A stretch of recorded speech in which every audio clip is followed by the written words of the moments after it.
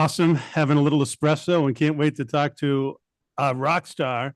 A rock star, TV star, reality star, Justin Tranchita. Justin, I still have to find the interview. And this is what's crazy.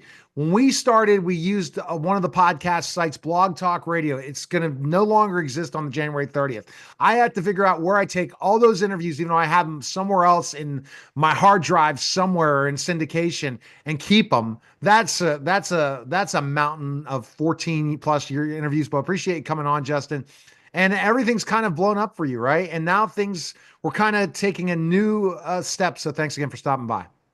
Yeah, thanks, brother. It's always good to see you. I've seen a few of your posts come across my Facebook because we have been Facebook friends probably since that interview, and you know how life is. We both got Yeah, busy, we just different things, but I've family. spied on you. I've seen some stuff. Yeah, so different big celebrities, and Justin's like, I'll jump on. So, Greg, go for your first question for Justin because Greg's a big fan of music for sure.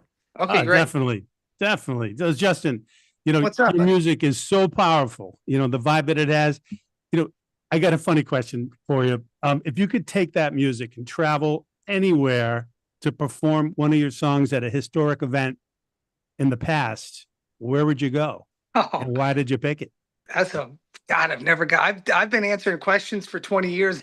I've never got that one. A historic tell. Well, definitely not the crucifixion. That would be. I'd like to see that, but I don't think I want to perform there. I don't know. Probably in the Roman Colosseum, right? That would be fantastic.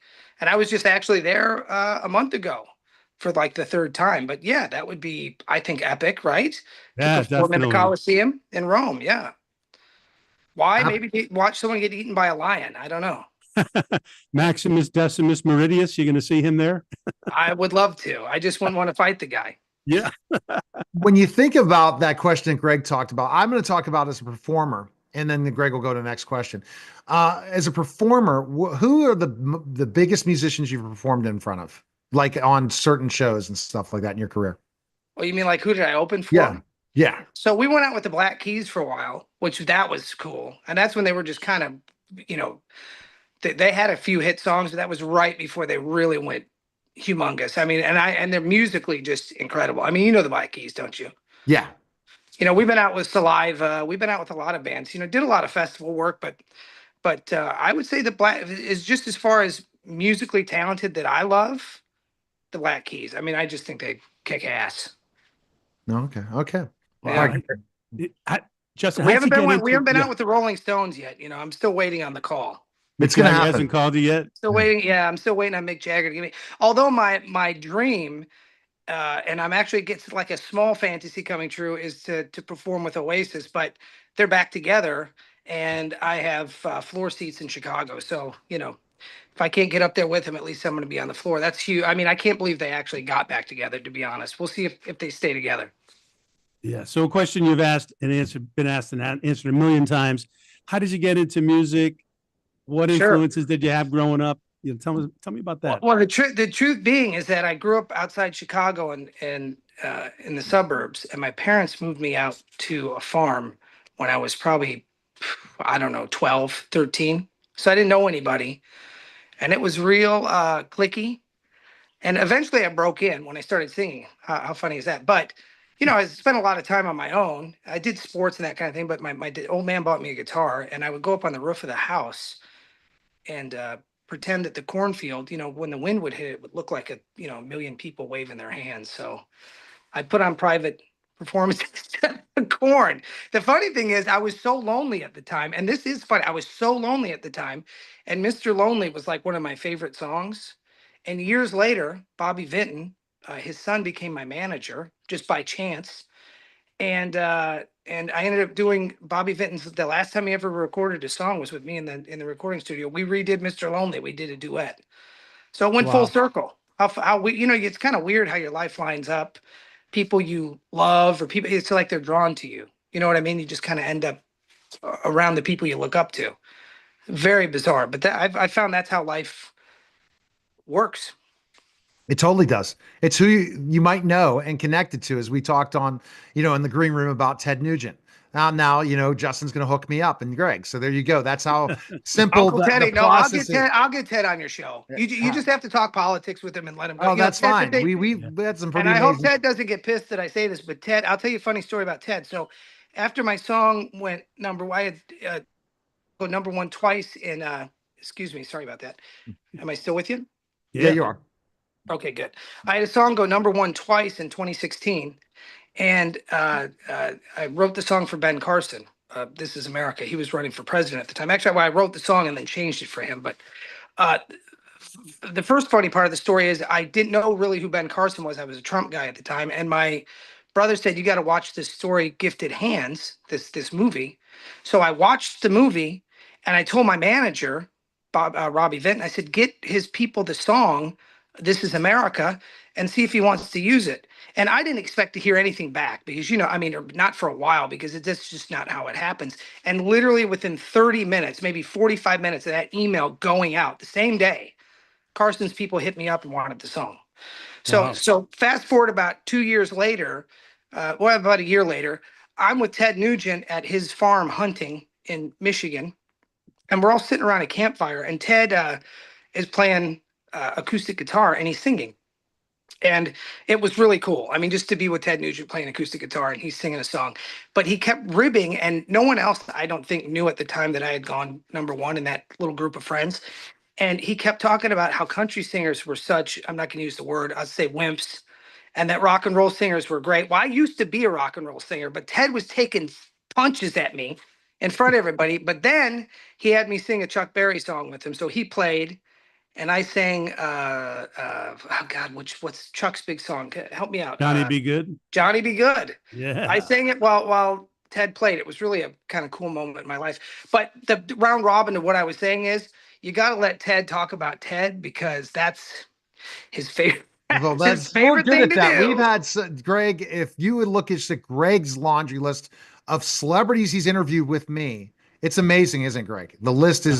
is pretty iconic. So we will definitely we like to kind of keep the focus and tension on the guests, not ourselves, right, Greg? Yeah. 100%. I mean, I think we're boring compared to our guests. Yes, no doubt. You Uncle know? Ted. Especially his new business. We'll talk about that. But ultimately, I don't know if you're able to. Are you able, Justin, to bring up the potential new project? Are you allowed to say anything yet about Well, that? I Or can't mention where it's going. That was kind of right, something for I won't us. say anything. But I can say so.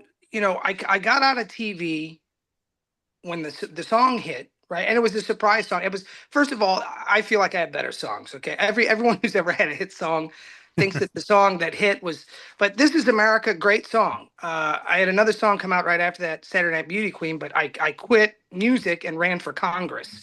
As crazy as that is, I got caught up in all the 2016 stuff going on. I was with Carson. I had met Trump. I was with all these political guys, and Carson and some other guys talked me into running for a seat in Michigan, and I almost won. It's really good that I didn't win because I probably would have had some sort of sex scandal. I probably would have slept with my secretary or something. So, politics really isn't for me, but it was fun. And I knocked doors and I did the whole thing. So I kind of got out of music and moved to Florida. Kind of went out on the high note, had two number ones, and I just had done it for 20 years. And I thought, I'm going to take a break. So I actually got into the weed business. And my company's Wheaties World Famous. We do gummies, we do everything. Matter of fact, a lot of our products we can ship. They're hemp derived on the shipping products. So they come to your house, WheatiesWorldFamous.com.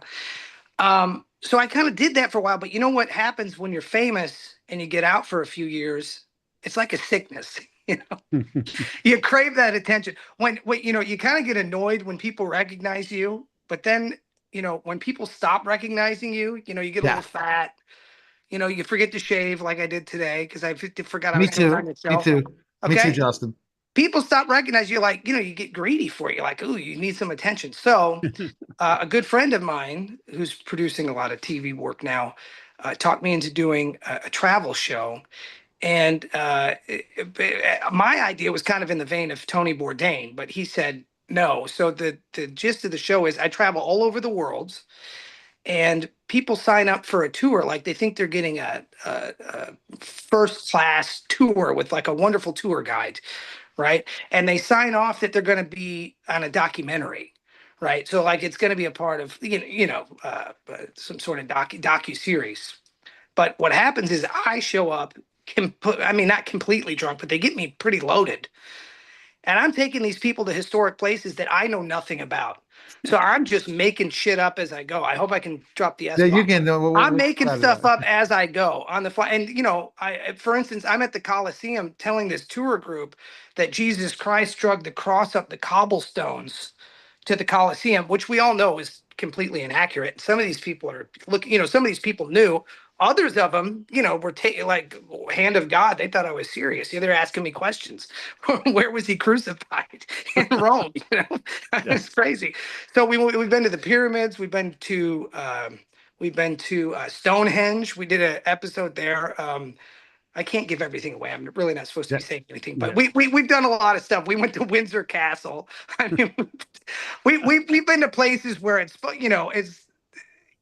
people expected something, and they certainly were not given what they were expected. The good thing is they do get their tour for free, and they do get to be on TV. But it's fun. It's fun to be back. It's always fun to have a camera crew following you around. Oh, that's what I'm wondering, It's fun. Justin. I mean, it's just Can you set that up for me? We'll create a. I'll have to talk to you about how my documentary got kind of. I was going to come back into professional wrestling, and some things happened, and now I might still want to come back. You said, "Look, you've lost weight, Neil. You look good. Hey, let's talk about that comeback." We'll have to go to that. But Greg, go. Well, Yeah, you the should Hulk definitely lives. do The that. Hulk lives just down the street from me. Terry. He's Yeah. got a restaurant. We can bring in it. Maybe you guys can do a grudge match on the rooftop of his. I love it. I love it. restaurant. I gotta get. So we got to get. So you're in Tampa area then, right? Yeah. Yeah, I'm in Clearwater. Yeah. Okay. Yeah, that's a cool place. Hey, Justin, since you brought up, Trump and Carson, all that, yes. So yesterday, during Trump's speech, inauguration Right. speech in other places, he's talking about the new golden age that it's going to be ushering in over the years, Right. starting in the next 100 days. What's your take on what do you think he means by that? What does Trump mean? I mean, here's the thing: is a lot of people hate Trump. I don't hate him. I think we're in a different. I mean, we're in a place now where people who are famous or, a B celebrity such as myself can say they like Trump now. It didn't used to be that way, and it was like a closeted situation. The guy just makes me laugh. I've met him a few times. I was actually at his first rally with my daughter, who's now 10. And he kissed her right on the head. Actually, matter of fact, Newsweek got the picture. It was stupid, not planned. Okay, I just showed up because I had nothing to do and I wanted to hear the guy talk. In Alabama, he's an interesting guy. I mean, I just feel like the last 4 years, I think people just missed the drama. I think maybe I missed the drama. I missed the money. I mean, I was making a lot more. Here's the deal. The American dream has changed for a lot of people. And I live in the Philippines now part-time because, I think a lot of Americans 40 plus have made a few bucks here, or they're working online, or they have a situation where they can work 6 months here, go abroad. And there's a lot of countries in Asia or even Europe where, the cost of living is so low and you can live so great. Not that I don't live great here. I mean, I got a beautiful swimming pool and everything else, but you can live so great. I think the golden age encompasses not just the US, the whole world, but I definitely think we're probably on the right track. But we're going to have to see. I mean, Trump is an entertainer. I mean, that's what we elected. I mean, that's just the truth. And I think we missed the bullshit. I mean, didn't you? I don't know. Am I the only one that, it's not that Biden was this horrible guy. I just think he just, put us to sleep. Yeah. He put himself to sleep. Yeah, I don't even know Justin, what so he didn't even, he was asleep. we're gonna finally see specifically if he's right or wrong, but he was completely right about turning around the economy the first time.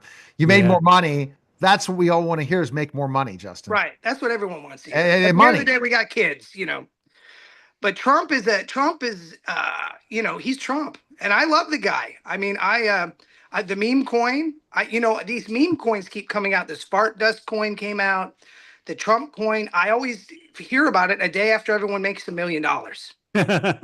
Yeah. A day after everybody makes, and there's all these stories in the news. If you bought the coin yesterday, you would have made $1 million. I got to get a guy just to watch those. That's what I need to do, is just have that guy. So you're telling me some people made the meme coin made $1 million, Justin? Trump's coin's worth Oh, $58 billion. Yeah. I'm doing an interview right now. Sorry, a kid that works for me just came in. Yeah, I'm on Really? air. See, Yeah, Greg, I miss these you things. gotta. I don't know what you're doing. Are you getting the pot leaf? Or Greg, is that Here, true? I got The it. coin? Yeah. Did you buy the Yeah. coin, Greg? Yeah. No, I don't have any coins of Trumpies, but No, yeah, he made $1 billion. Yeah.